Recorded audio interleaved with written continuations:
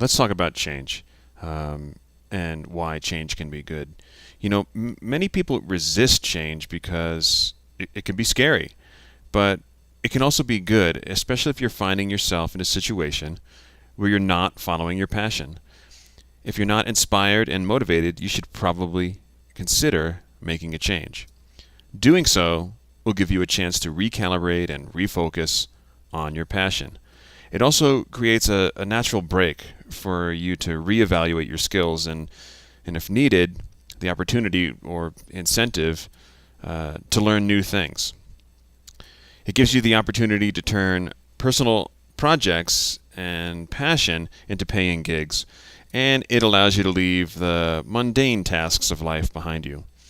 Perhaps most importantly, though, it can help you build confidence and trust in yourself, which we've already identified here as a great source of inspiration. Now, Robert Seale is a freelance editorial and corporate photographer. He's based in Texas.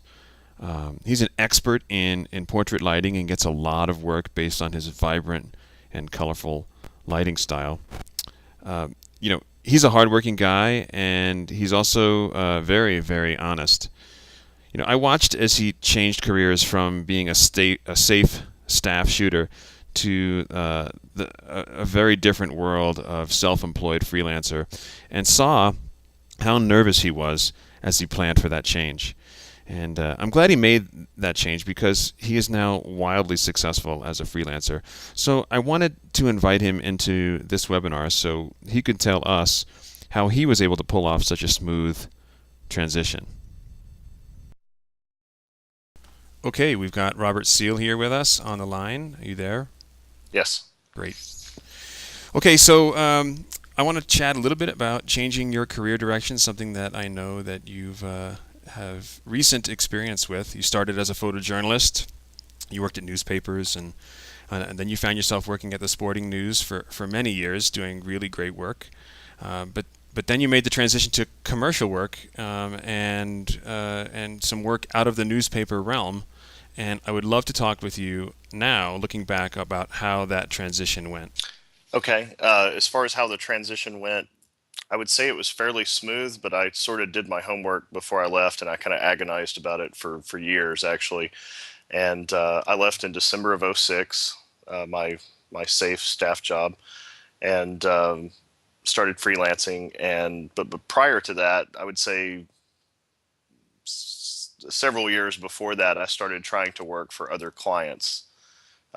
And working as a staffer at the Sporting News precluded me from working for ESPN or Sports Illustrated, but I was able to work for business magazines, design firms, things like that. And I tried to get some of that going before I left my job. And once there was enough income coming in from other avenues that I felt like I was going to lose money staying at the Sporting News, that's when I decided to leave. So I was booked to do a big annual report that was all set up, production stuff and another small ad campaign, and essentially those two jobs were about, you know, 2/3 of what I would have made in a year at the Sporting News, and I could have done that in a month. So I was like, okay, it's time to leave and trust a little bit that things are going to go okay. Now, if I was to ask you to come up with a top 10 list of things that people should do when they're changing career directions, what would you put on that list? One of the first things is you need to figure out what your serviceable market is. You don't want to hang out a shingle and be a fashion photographer in Alaska. Number two, I think you need to research whatever the new market is that you're going into for what that market's common business practices are. If you're going to be a wedding guy and the practice is to sell prints, you don't want to be the guy that's giving away the store and handing people CDs. You need to, research how all that works. If you're going to shoot movie posters in LA, you need to know how the rights deals with that work. If you're going to shoot advertising in New York, you should understand how that works. And, photographers are all playing in the same sandbox, and you don't want to be the guy that's doing it wrong, essentially. So you need to research that. The third item I would say is before you make the transition, you need to save money and have a decent rainy day war chest to work from. The fourth thing I would say is you need to have your business house in order. That means, this is really simple stuff, but separate checking, separate American Express card, tax ID number, corporation setup, accountant, lawyer, all that good stuff. The fifth thing I would say is have your self promotion house in order. That means having a website that looks right. That means having portfolio books, printed books that are ready to go, promo booklets, postcards, business cards, all your branding is consistent, that sort of thing. So that's really important if you're going to transition into something else.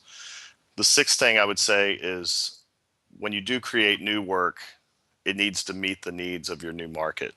So if you're going to go out of your way to produce work for your portfolio or test or anything like that, it ought to be stuff that's relevant to what you're doing, and it ought to pay off. And even if it's a shoot you're doing to practice or get good at something, it ought to be relevant to your new market. The seventh thing I would say is you need to start promoting yourself to whatever that new market is at least a year before you transition, if possible, provided you didn't lose your job yesterday. The eighth thing I would say is you need to get out there and start showing your work to the new clients in that new market. Number nine, ideally start working for those new clients before you leave, before your transition. That's what I did, and I think it works well.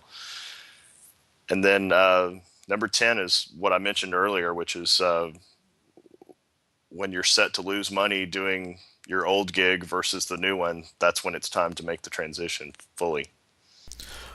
All right, Robert, sir, thank you very much for all of that. That has been fantastic. I really appreciate it. You bet.